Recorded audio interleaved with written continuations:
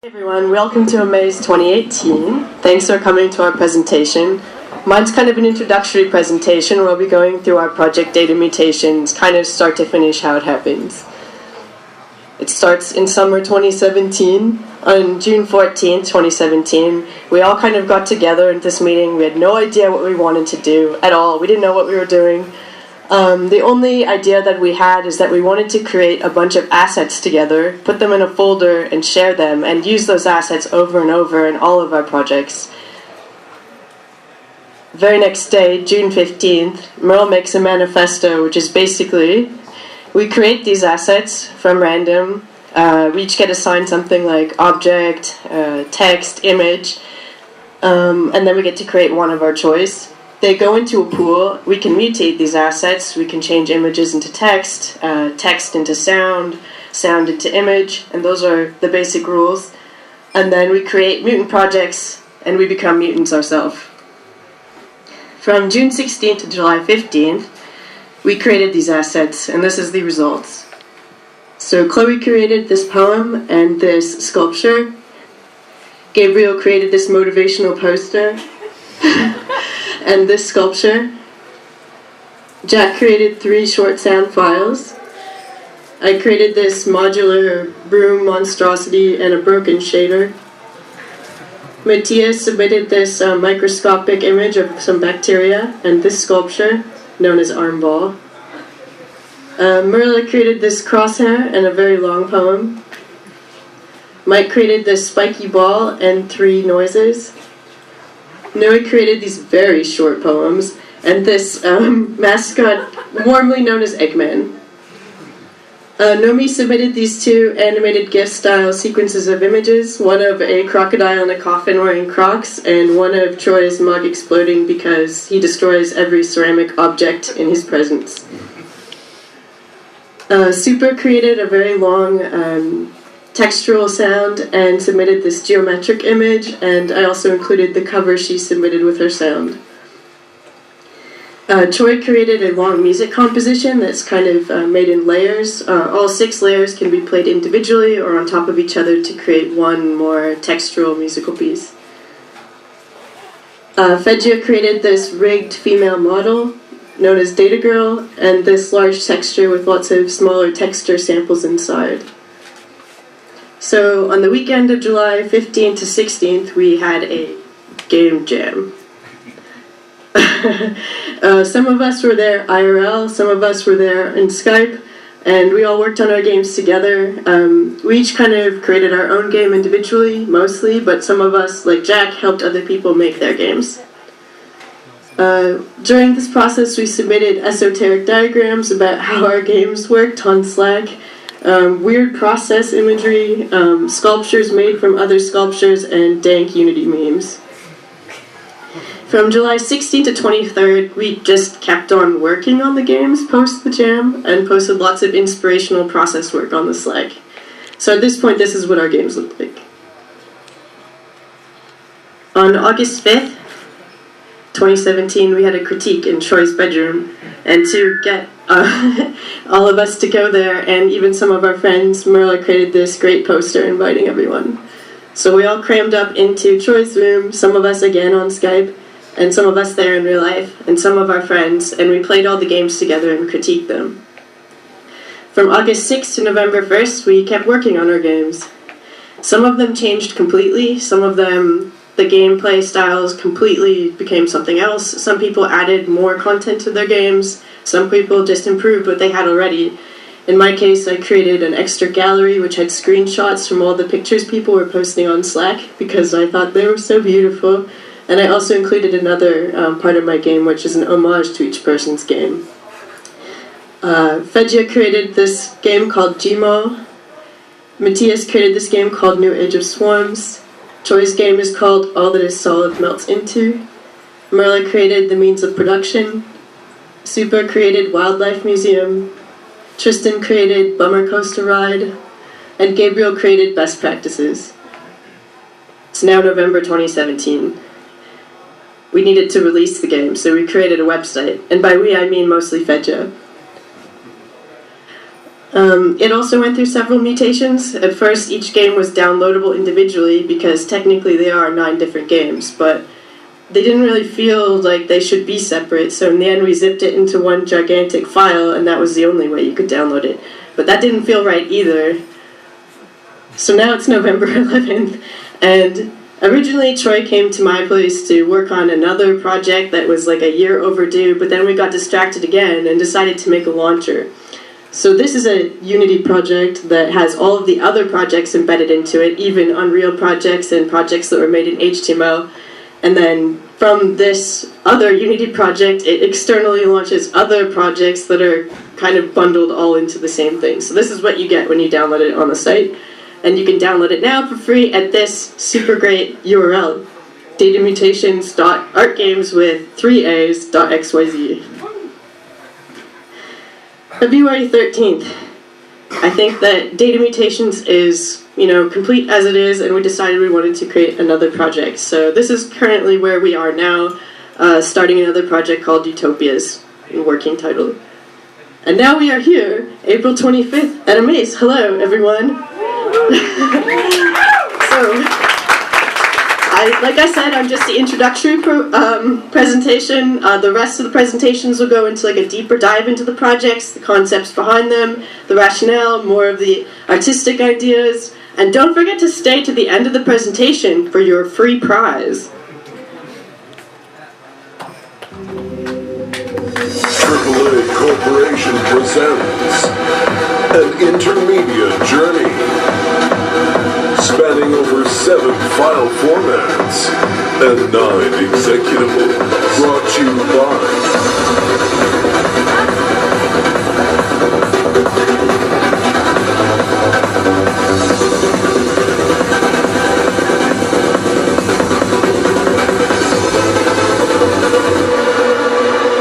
Data Mutations, Game of the Year Edition, Unity Evangelist Jack Bergen, AAA Archivist Jessica Palmer, Esports Division Troy Dudley, Growth Hacker Chloe Langford, Marketing Strategist Gabriel Helfenstein, Inhuman Resources Merle Lufkin, Ethics Disruptor Mateus Bonacci, and introducing the AAA Dancers.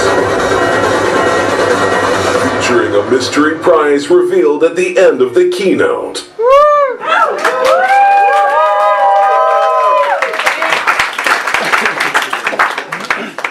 What up, it's your boy Troy Dugweed, YouTuber, digital influencer, pro gamer. We got a great lineup of whack-ass games from Who Cares, from the AAA family, Data Mutations Game of the Year Edition. Let's get gaming!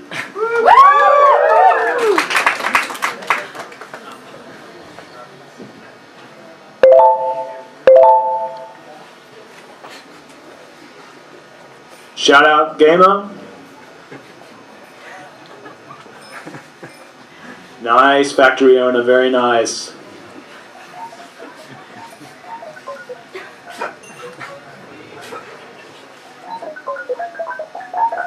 Can I shoot?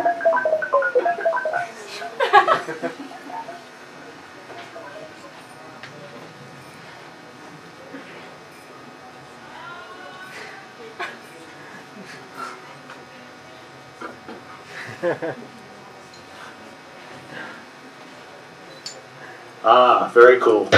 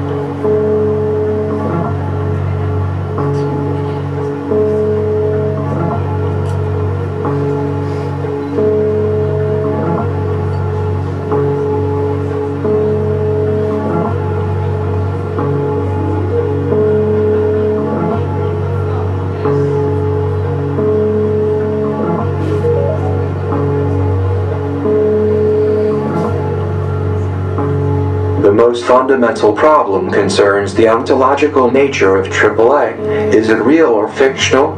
Is AAA comparable to illusions, hallucinations, dreams, or worlds of fiction? our traditional philosophical categories at all sufficient to give us understanding of the phenomenon of AAA? In approaching these questions, I shall employ possible world semantics and logical theories of perception and imagination as my philosophical tools. The digital fighter needs full help from the people of the area. This is an indispensable condition.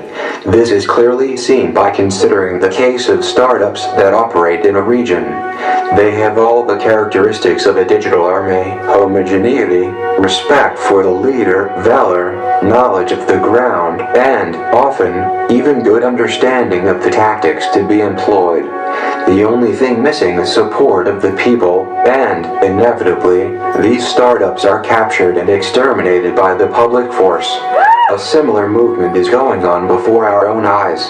Modern digital society, with its relations of production, of exchange and of property, a society that has conjured up such gigantic means of production and of exchange, is like the sorcerer who is no longer able to control the powers of the nether world whom he has called up by his spells. Artists make mistakes.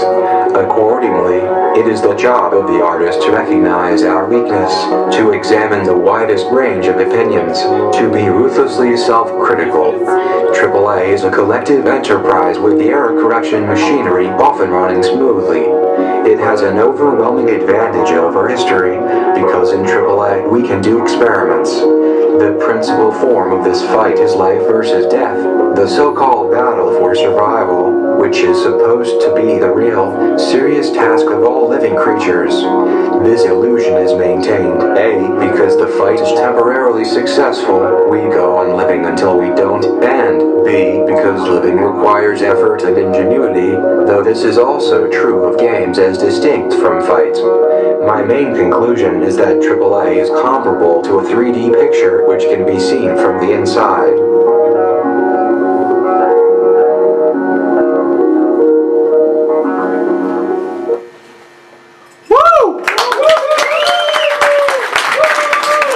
Copy-pasting Matthias, very cool.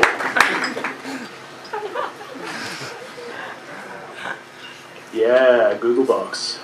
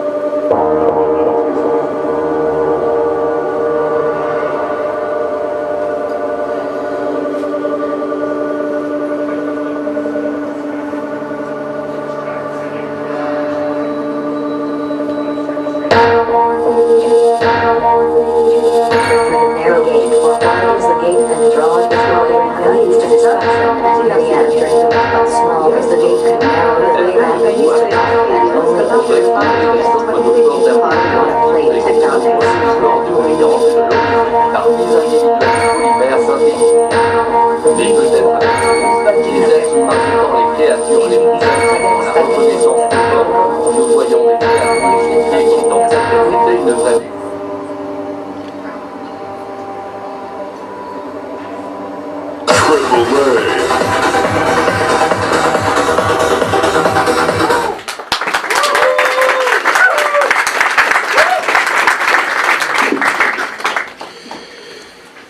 So I guess for most of us here present tonight, stories about bad labor practices in the video game industry are nothing new.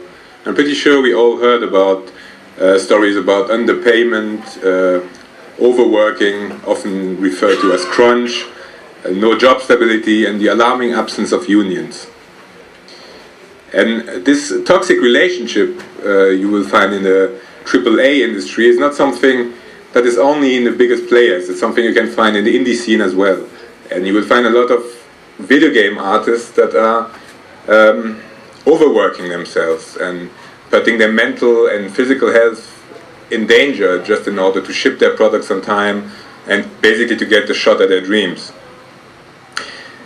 And this situation provides a glimpse at how many of us will be working in the future and how many of us are already working now. Hashtag gig economy.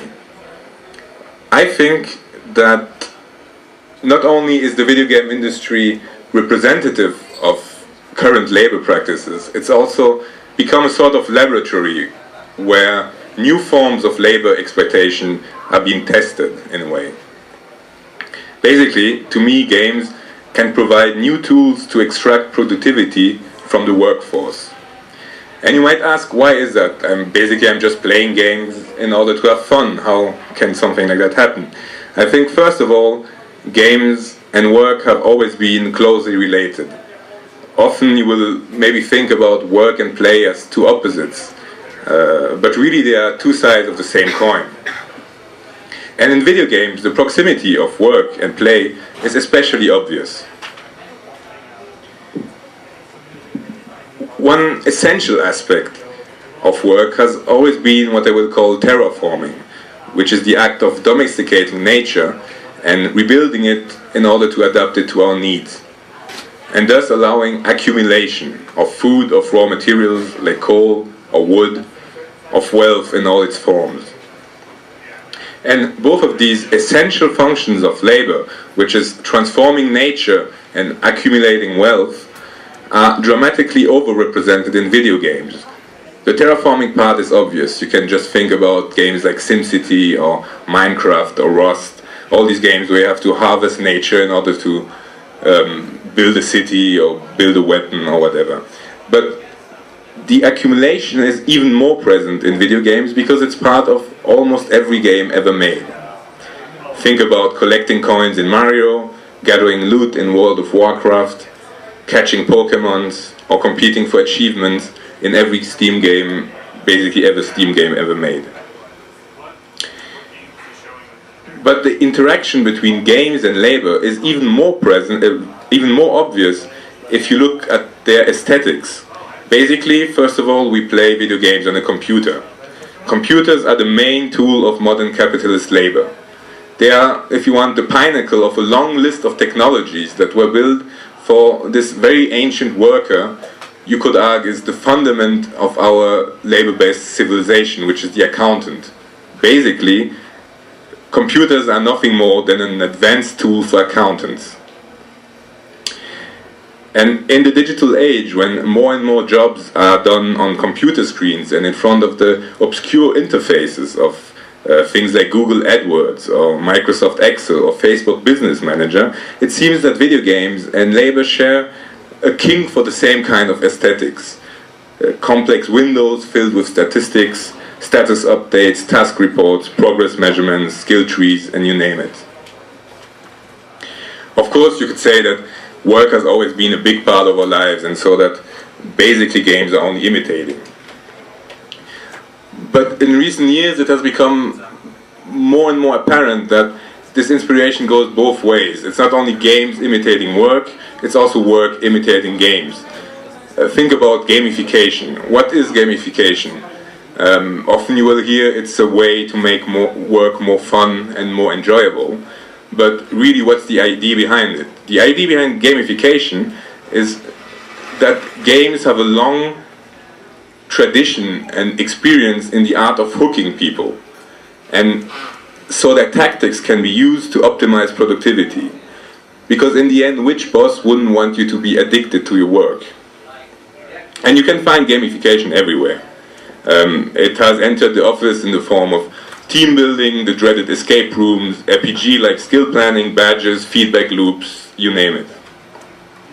It's also how big players of the gig economy like Uber motivate their players to do more, their workers, sorry, to do more, by forcing them or giving them incentives to collect new achievements until exhaustion. And the employee in this brave new world works almost as hard as their ancestors, but so the story goes, they do it while having fun. Because in the end their job is not only something that has to be done, it's their passion. And passion here, I think, is the important word. The labor practices, these horrible labor practices I talked in the video game industry I talked about before, are often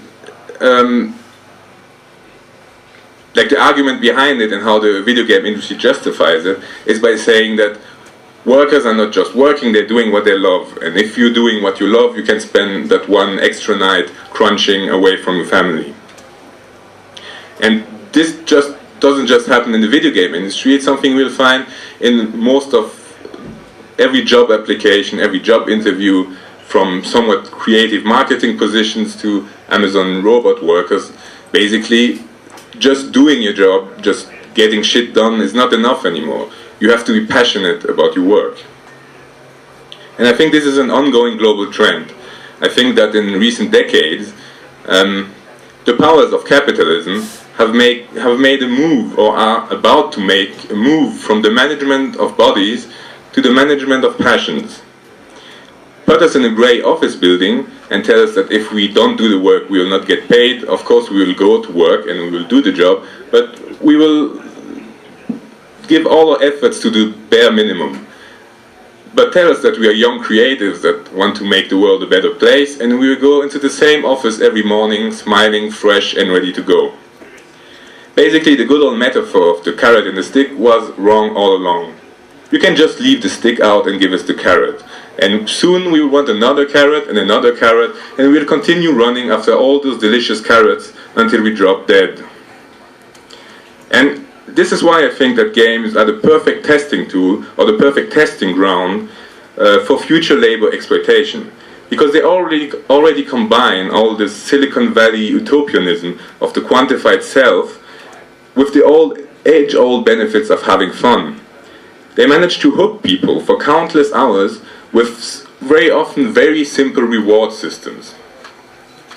And that's why I think that games, especially if they're used as a template for the work life, are machines that found a new way to transform addiction into productivity. And I also think that in the future, our world of labor will look more and more like a big multiplayer game with nothing to win but endless incentives to continue trying.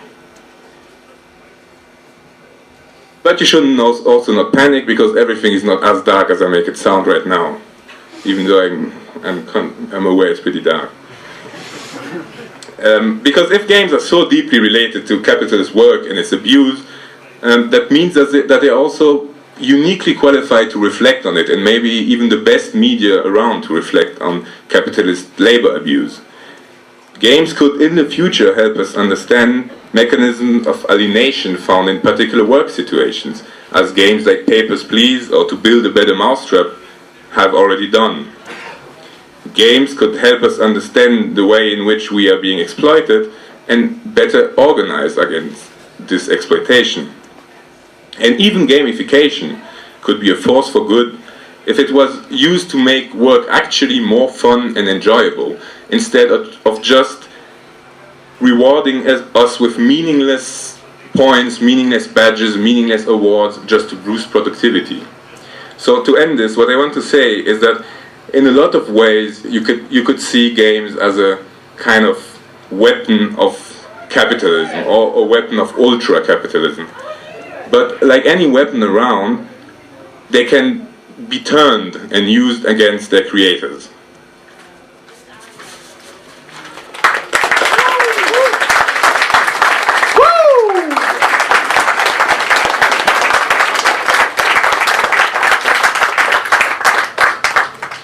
inspired to work harder. It's great.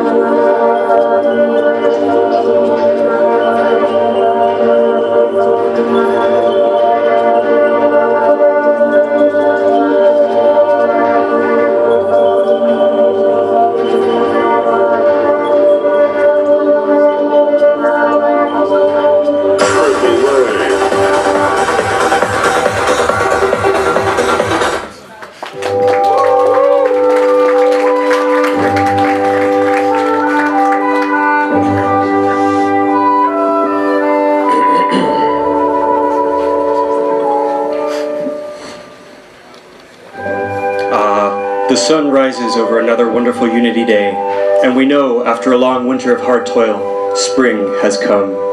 And so we gaze back longingly at what we have created, and we realize that Steam has taken 30% right off the top of our sales.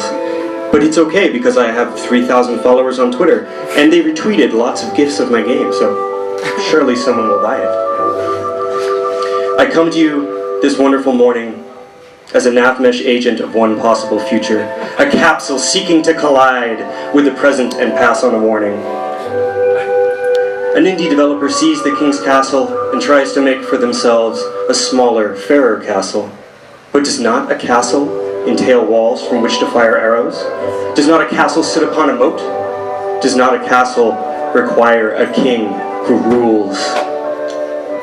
If we have so many criticisms of the industry, why are we trying to build a smaller version of it? I see manipulative, attention-sucking logic of social media praised in every industry talk. I see games designed to exploit the screeching reactions of celebrity streamers. I see radical political positions harvested and used as meaningless backdrops clumsily in every murder simulator. I see crafting, inventory management, and base building forced into every game in an evolutionary arms race. Is every experience we make destined to be a massively multiplayer game of make numbers go up? But these friends don't just represent a bad turn in the industry. They are continuous reconsolidation of its power. They are its body, its blood. Some people will tell you that you can avoid the dark patterns, the anti-patterns of design, as if all commercially viable patterns aren't dark, aren't anti. If we want to do better, we can't use these things. We can't twist them into something for good. We can't make an ethical version of this. Building a game to be commercially viable in this environment is like building a ship to sail on a sea of shit. Our history is also the history of 1,000 secret impulses, of hidden glances, doodles on the wall behind the shopping mall, self-published political cartoons, telegraph operators sending jokes in the metadata, YouTube poops of forgotten media, poems written for an audience of 2, community health zines by people that medicine ignored, computer worms created just to see what would happen. From a materialist perspective, art is inherently pointless, which is a good thing, because if we had to figure out a purpose for all of this stuff, it would be a lot harder to make it. There is simply an endless amount of ideas, of manifold worlds, an infinity of outputs. It's just something that happens automatically to us. In the mind of animals evolved to recognize patterns. However, marketability, whether economic or social, proves only one thing, that your work is able to be transmuted into another identical resource, traded only in naked self-interest. We confuse our raw impulses that create by training ourselves on the numbers, by worrying about how much people will like or hate something before we've even seen what that something will become. A wise person once remarked, "There is a policeman in all of our heads, and he must be destroyed." Maybe there is also a scrum master and a marketing team in there as well. If you feel like ignoring the market somehow removes all purpose in life, consider all the things that we still need to make the market will never support. We need video chat, but for finger painting. We need a federated video game distribution system that is controlled by no one. Or what about a rhythm game that syncs you with your neighbors based on your own style? A text messenger that occasionally bumps you into other people's conversations? A simulation about collaboratively gardening the entire earth with real plant species? Or what about a buddy system for the internet? Because the internet is a scarier place every day. We don't have to give the gatekeepers any money if we don't sell our games. We don't have to confuse our art with agile timelines and social media marketing if we don't market our games. We don't have to use automated build systems and test-driven development if we don't distribute on 25 different platforms. So try anything and everything without giving the industry a second thought. Make all of your own assets and give away all your source code. Or take something in the world as free and modify it as your own. Release your work like you stole it. I'm not saying you need to quit your job. We still need to pay rent, at least for a while. What I'm saying is you can't sell out if you have nothing to sell, and you'll never think of anything without profit sneaking in if you don't shut it out for good. Also, if you're going to stay in the industry, let's get some unions going. A different wise person said, "You can't dismantle the master's house with the master's tools." So forget the whole thing. Forget Twitter fame. Forget the indie self-annihilation through overwork mythology. Forget Jonathan Blow. Forget the industry even exists. And meet me in a field after sunset. We can remove our prefabs. I have something to show you, and I hope you have something for me. Thank you.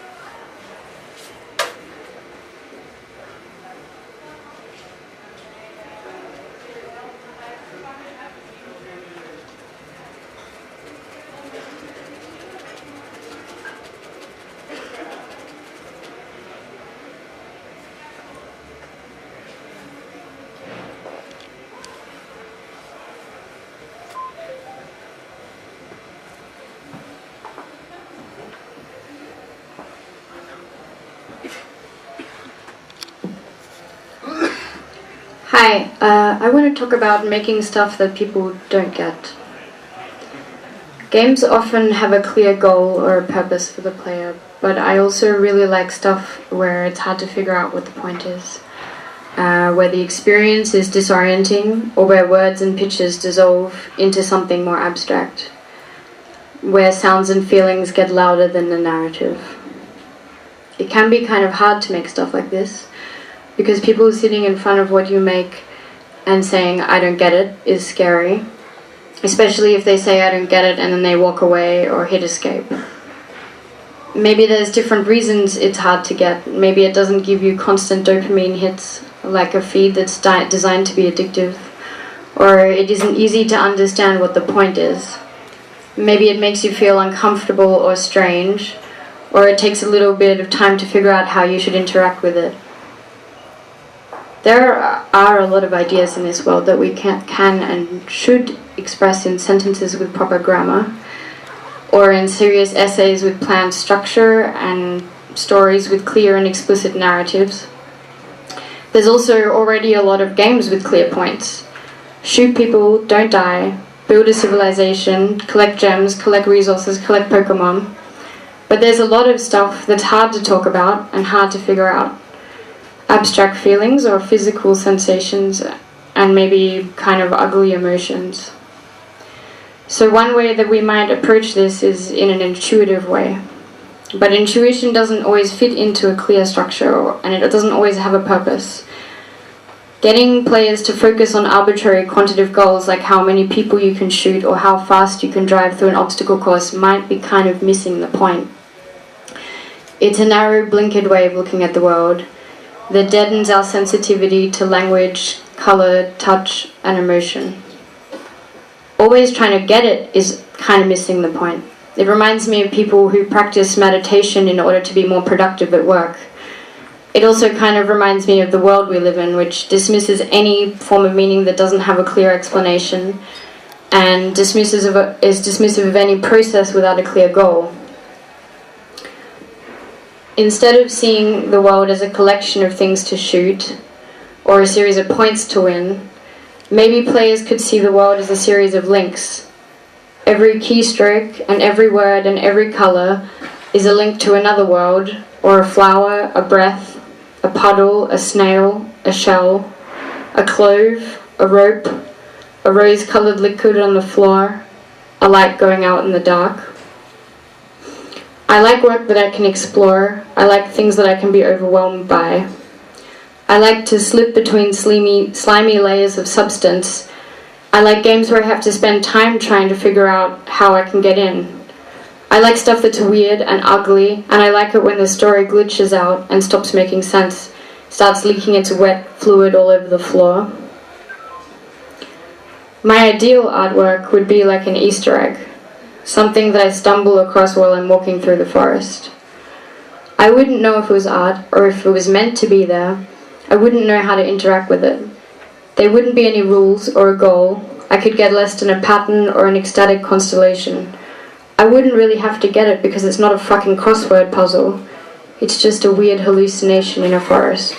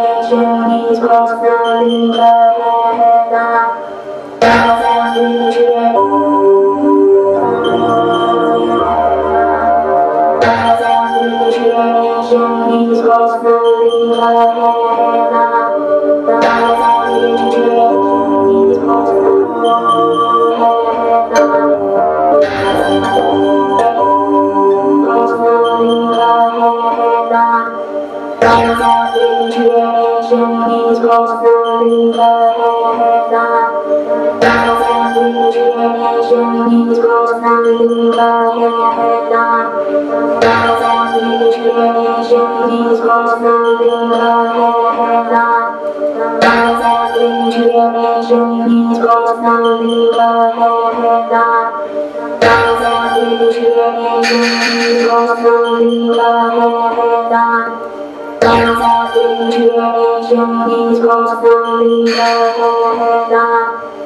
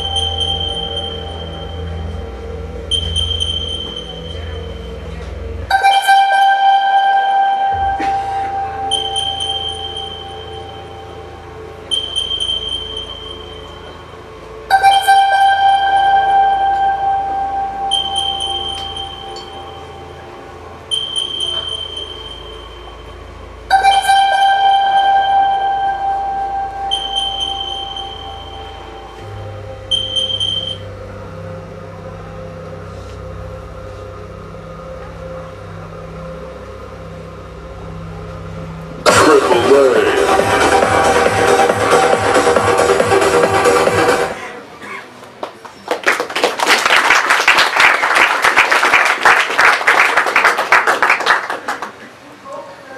be standing outside just to breathe the unfiltered burning air.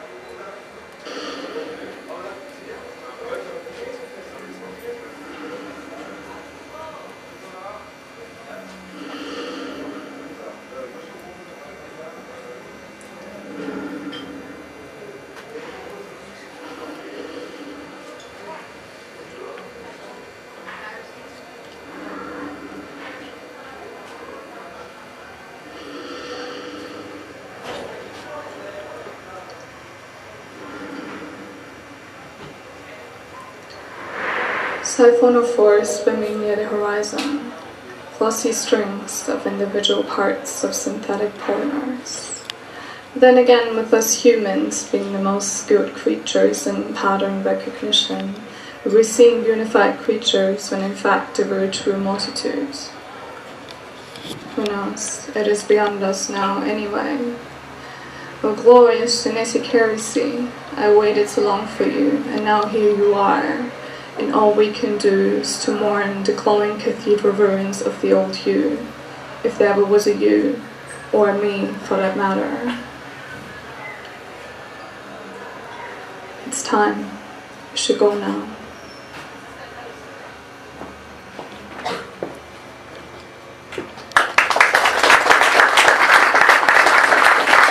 Nice.